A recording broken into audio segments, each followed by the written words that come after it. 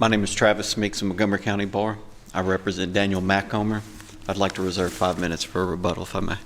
5 minutes. So this is an appeal from the Chancery Court of Montgomery County. It was a trial, a bench trial held on July 14th, 2021. There's no transcript of the evidence. There was no recording on that day. What we do have is the order that was entered on August 12th of 2021 and a statement of the evidence that was jointly submitted by myself and counsel on March of 2022. This is a post-divorce modification of a parenting plan, post-divorce modification of a child support obligation filed by my client. And after the hearing, the court dismissed the petition for modification in the order stating that my client, the petitioner, the appellant, failed to prove by preponderance of the evidence that there had been a material change in circumstances. The court never got to the second prong of the test, which would have been a best interest determination. That never happened. That's not in the order. So what the court did find in its August 21 order was that, and this is basically the facts that were uncontested at the trial court and that were entered into the record as a statement of the evidence, was that the parties were divorced in March of 2019. They operated under an agreed parenting plan for approximately a year. My client got every weekend essentially during the school year, but also every day with the children after school. Part of the parenting plan, the original parenting plan, said my client would pick the kids up after school and he would keep them until mother got off work. At the time of the parties' divorce, when that parenting plan was entered, the mother worked as a server. She was in the food industry. She worked until approximately 6 o'clock. The testimony in the statement of evidence was he had the kids every day during the school year, every day. But during the week from approximately 2:30 till 6 o'clock. The children, the younger children, were in a private school at the time, and they have a 13-year-old daughter who has serious health issues. Then the pandemic happened. So they operated under this plan for a year, and then in March of 2020, the mother lost her job because the food industry essentially shut down. And also, given the 13-year-old's health concerns, the parents, the parties, agreed to take the children out of their private school and remote school them. As a result of that, the mother took the position that there was no longer any need for the father to exercise his weekday visitation, and he was denied his visitation beginning in March of 2020. And that wasn't a big deal until it became apparent that the mother wasn't going to find a job and she wasn't going to allow him to exercise this visitation when the school year began after the summer. My client did file his petition during the summer to modify the plan in anticipation of that. And the petition was pending for approximately 12 months before we tried the case in July of 2021. During the 14 months since the beginning of the pandemic and up until the trial date, my client was not allowed to exercise the weekday visitation that he got with the kids. And it was uncontested at the trial that he was being denied by the mother his weekday visitation. In the order, the court does make a finding that the mother should have allowed him to exercise his weekday visitation, but she failed to do so. But the court didn't believe that was a material change in circumstances because the court felt like when the children anticipated in July of 2021, the kids would go back to school to actually attending school in August of 2021, and the mother said she was going to let him have the weekday visitation. But as of the trial date, the time parameters changed there, right? You were saying 2:30 to 6 o'clock every day. The new time parameters are what in terms of the testimony showed that if the mother allowed him to, or had him picking up the kids at school, dropping them off, what's the time that he would have with the kids each day under that scenario? Well, the mother took the position at trial. Leading into trial, there was no time, if that answers your question. So it was a theoretical at the time of trial. I can tell you since the trial what it's wound up being is he picks them up and drives them to her house. Because at trial, she testified she had gotten a new job. It allowed her to work from home. It allowed her to take her kids to work with her. And she was insisting that if they were going to follow the plan, they were going to follow it to a T from that point forward. And he was going to pick the kids up and immediately drop them off. So the new time parameters were he picks them up at school, brings them directly to her home rather than picking them up 2:30 and bringing them there at 6 o'clock. Well, she would pick up at 6 o'clock was the original plan. She would pick up at 6 o'clock. Yeah, but he would spend 4 hours a day with the children. So he went from 4 hours a day to the children to essentially their bus driver after school after this hearing and after they actually started following I guess as best they could, the plan again. She also found a counter petition seeking a modification of the parenting plan too. The order doesn't address her counter petition, but since there was no material change in circumstances, it must presumably have been dismissed as well, although it didn't make the order. But when she filed her counter petition for the modification of the parenting plan, she said the language was, if this court should find a material change in circumstances. It's uncontested at the trial court that the mother had lost her job that she had when the parties entered into it and had sought other employment that allowed her to both work remotely and also to take the kids with her. It was also uncontested at the trial court that they weren't following the plan. In the 14 months between March of 2020 and our trial in July of 2021, father did not get his daily visitation with his children, and mother did not allow it. It was also uncontested that it was the mother's decision not to allow him to get that daily visitation that he was court ordered to do. And that's evidenced by the order and the court finding that she should have allowed him to exercise his daily visitation, but she didn't. And I believe the third factor that I think is relevant to material change in circumstances of the kids' schooling. So the children were in private school, and then they were moved to remote school, and then they were put into public school. So all of those three things equal a material change in circumstances under the statute. In fact, they're all given as examples of what a material change in circumstance would be in the statute. And the father wasn't seeking to modify the primary residential parent in his petition or at trial either. It was just a modification of the residential schedule.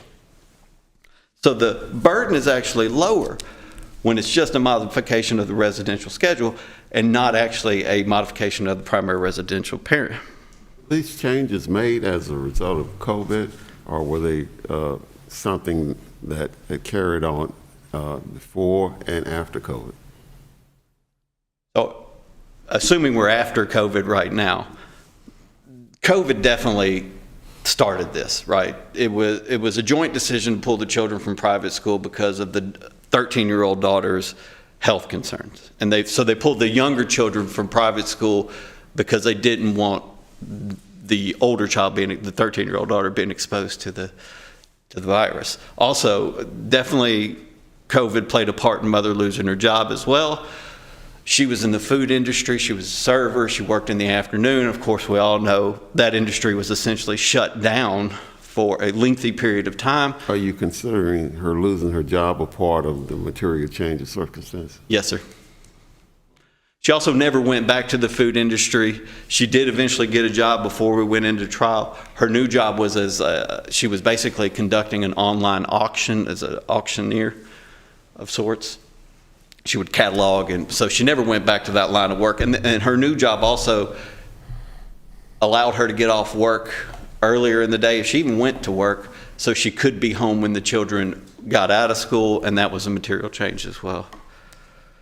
But yes, sir, to answer your question, the COVID definitely affected, it was a material change in circumstances. And I'm not saying that COVID was a material change in circumstances in everybody's situation, but it definitely was in this case because it affected my client's parenting and his right to parent his child under the plan that we had in place at the time. So after COVID then, once the parties started back, did they start back on the original time that was set in the original petition, trial and the original court order, or did they start a new plan?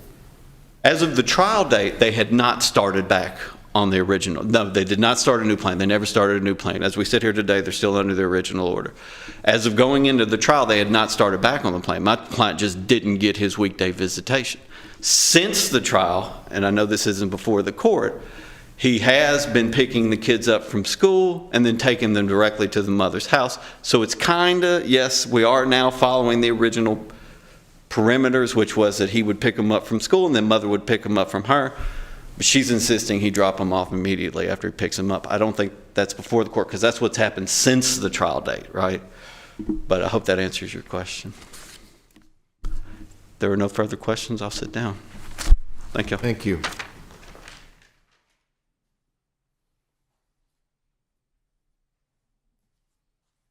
Good afternoon, and may it please the court. I'm Mark Rassis of the Clarksville Bar. As a little aside, last night my wife came to me and said she wasn't feeling very well. So this morning she said, maybe I've got COVID. So one thing I've become very proficient at during this COVID time is administering the COVID test. She says, I can't read the little pink lines, but I've sort of learned how to do that. And the good news is that at least by that test, she tested negative. And I tell you that because we've adapted because of COVID. Sometimes we've had to change things. Other times we've had to accept changes. One thing that is not changed is the parenting plan that was signed by these parties on May 30th, 2019. It has returned, and that's, I think, the reason Chancellor McMillan said there had not been the burden met of material change in circumstances. It's returned to its previous schedule. And the previous schedule does not say till 6 p.m.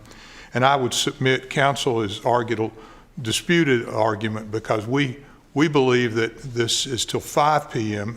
rather than 6 p.m. But the plan does not say that. The plan says the father shall have responsibility to pick up all children from school every day. Mother shall receive the children from the father's residence when she gets off work. So the mother actually has to go over and pick up the children at 5 p.m. We followed the plan. COVID has allowed these children to, well, the Montgomery County school system has allowed the children to return to their normal in-school, not virtual learning. And that has effectively returned us to a plan that, according to the records, and I think in our statement of the evidence, and then the finding of the court, the previous plan was accepted and was working fine, and we're going back to the previous plan. Counsel, But things, go ahead, I'm sorry. Tennessee has a lower threshold than some states in terms of material change of circumstances.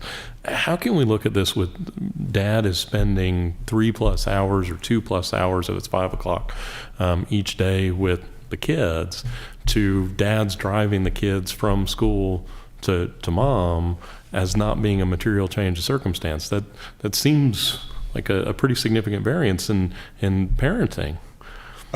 Judge Usman, I disagree with what my respectful colleague has said. Mom is returned to the original plan, and mom is picking the children up at the father's residence. It is not a change in the plan. If you look at the plan, mom was a server, but mom was susceptible to change in hours and change in rates as servers do. Mom got off at 6 o'clock, now she quits at 5 o'clock. And the plan says the mother shall receive the children from the father's residence when she gets off work. So it's not dad having to pick the children up and scramble to bring them back to mom's house. The plan enforces itself unless the father wants to do that. But I submit respectfully that the father, if he follows the plan, has to have the mom pick them up at his house. He gets to pick up these children early in the afternoon and from whenever they get off, and there are 4 children. And part of the agreement was that the oldest child did not have to exercise. She had her preference if they didn't want to have, because she was almost 17. One of the children is a special needs child, and then the other 2 are the 2 boys. And if you look at the dad's proposed plan, he wants to split up the children, which we didn't even get to that. He wants the boys who are not handicapped and not the handicapped child to be attending school in his district, and the other children, the handicapped child and the older daughter, attending them in mom's district. Doesn't that go to best interest, though, rather than material change in circumstance? I absolutely agree that we didn't need to get to that point because the court has found that the plan had worked as it was, and that we're substantially and materially returning to that plan. And I would submit that a material change in circumstances is not picking the children up 1 hour earlier. And that's what, if mom gets off at 5, mom has the responsibility to pick the children up at the father's residence, not the father, as counsel said, bringing the children to mom. But Is the dad spending the same amount of time each day with these kids as before? well, it doesn't. I understand the plan doesn't lay out a time period, but is the actual time period in the facts that were presented to the trial court in terms of what these parties were going to do, is the time period Dad's spending with the kids the same now as it was pre-mom losing her job, changing her job? I would submit substantially the same. And I don't think that counsel has indicated that Dad does not get the time now after the kids have returned from virtual schooling. That is, I mean, Dad is getting substantially all the summer, substantially all weekends. If you put it in the context of how much time Dad is getting compared to Mom's time, it is not a material change. And that's the whole basis for wanting to get to a change of a best interest of the So plan. is the change 1 hour a day? Is that what we're talking about? I think at most 1 hour a day. Okay, well, that adds up over. 1 hour for a school day, not during the summer months, I because he has the understand. entire children during the summertime. But that's, 5 hours a week, 20 hours, 22 hours a month, whatever the school days are. So that adds up, doesn't it? And does this change is it based upon the fact that Moms gets off from work at a different time now? That's correct. And that's what was anticipated in the plan. Yeah, but Was it really? Well, I it mean, says, you it said says when Mom when gets she off gets of work. off work. It didn't say when she gets off work at 6 o'clock. Yeah, but that's what was happening initially, wasn't it? She was getting off work late, and then that gave Dad more time with the children. Well, it might have given Dad some more time with two of the children, but not all of the children. But if you factor in the transportation, and he's saying that before Dad took them back to Mom's house, I would submit that if that was the case, he wasn't getting the material time, Your Honor, that he would constitute a material change. The COVID situation did result in a material change. There's no doubt about that. Material change is different when the kids go to virtual learning. But when they've returned back to school and they're in school, and school grades, I would submit, hours change depending on what grade they're in. The plan is flexible enough that this hour, I would submit, is within the material compliance with the intent of the parties, and they hadn't complained otherwise. I presume, and just a little aside, the counsel raised in his original action an issue about the marital home. That's in the fact that even though it was divested, he had an interest and he could have the marital home sold. That has not been briefed, and I assume that argument is waived. There's also an issue as to the father coming forward and not paying the medical bills or his portion of the medical bills, which the judgment was entered, and that was not briefed, so I assume those issues are waived. There was an issue as to child support, and said that the court's order did not follow the child support guidelines because there was no calculation of what the current income would be, and that's just respectfully incorrect. The court did calculate it, references in its order, and I would submit the counsel has not challenged that amount because that's what counsel, even though he did not put his letter in the record, that's what counsel calculated child support to be as a base amount without a variance. But we are dealing with a variance because we're talking about a very severely handicapped one of the childs. We're talking about $900, including the variance, for child support for 4 children. But as far as if 1 hour is, if the maximum of 1 hour difference is a material change in circumstance, I mean, I can't argue if that's the court's feeling, but I would submit in the context of the plan, what they were doing before. Were facts presented to the trial judge laying out the timing here and is there evidence in the record school gets out at this time, she's going to pick up the kids at this time? Are we going to find, and I understand that there seems to be maybe a floating aspect to this, but are we going to see school ends at 3 and she's picking up the kids at 5, or she's picking up the kids at 4:30. Are those facts, or she's going to, are those facts in the record? All the record we have, since there was no transcription and no court reporter, we have no verbatim record. All we have is a agreed statement of the evidence. Okay. And is there and any? I would submit that information was, and I don't think the council would argue, testimony of the both parties about their times and their employment and what they did. I don't think there's any dispute that that came out in their testimony, but it's not contained in the statement of evidence. Thank you. Thank you. Oh, I'm sorry. Before I close one issue, we had, because of the child support issue, there is under TCA 365-103C, if you have to go into court to dispute a child support issue, attorney's fees are considered inappropriate. This is a lady that the indication she was a server, she's not a person of high income, and if the computations of child support are correct, we are asking for attorney's fees on an appeal. My question is, did you ask for those attorney fees under your issues, or is that part of your argument alone? That was, we had asked for attorney's fees at the trial court too. Attorney fees in this court, did you ask for those under your issues that you presented? We did. It's on page 17 of our brief. Okay, and you're asking for that, but isn't that part of your argument though? Was that an actual request made in the issues that you presented? That was an actual request made in the issues we presented. We'll look at it. Thank you. Mr. Meeks. I just want to try to clarify some of the issues. So they had agreed to this parenting plan in May of 2019, and they followed this parenting plan to a T until March of 2020. All right, it is in the record on the statement of evidence that during that period of time, Mr. Macomber would pick the children up after school and keep them till 6 o'clock. That was uncontested. During that year period of time, he got them every day after school, kept them till 6 o'clock.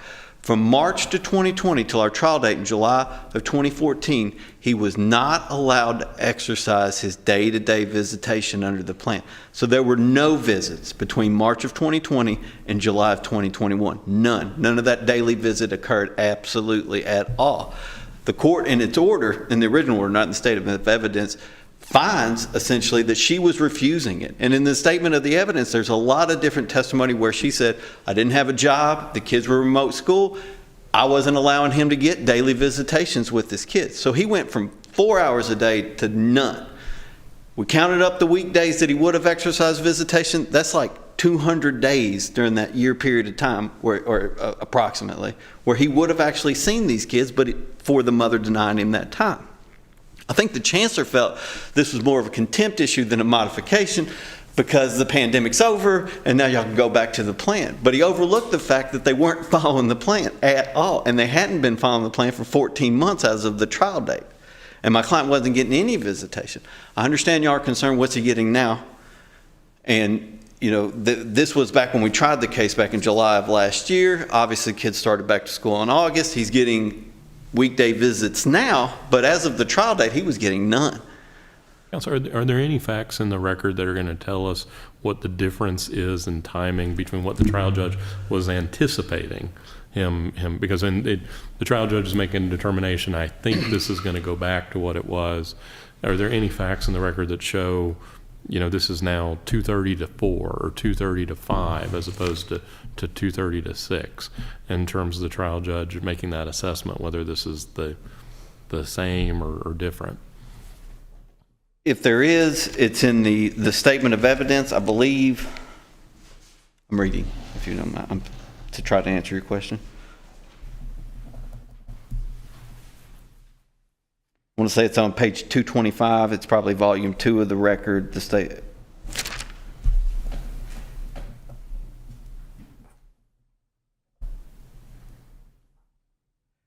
Ms. Davila testified that she had no problem with Mr. Macomber picking the children up from school. This is after the trial. She had no problem with him picking them up in the future.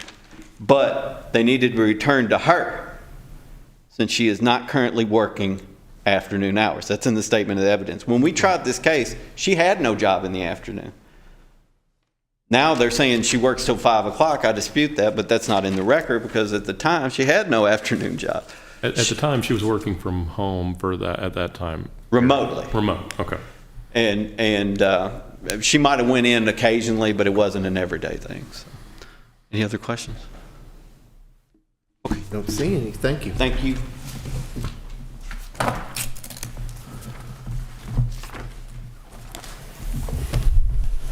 I believe that winds us up for the day.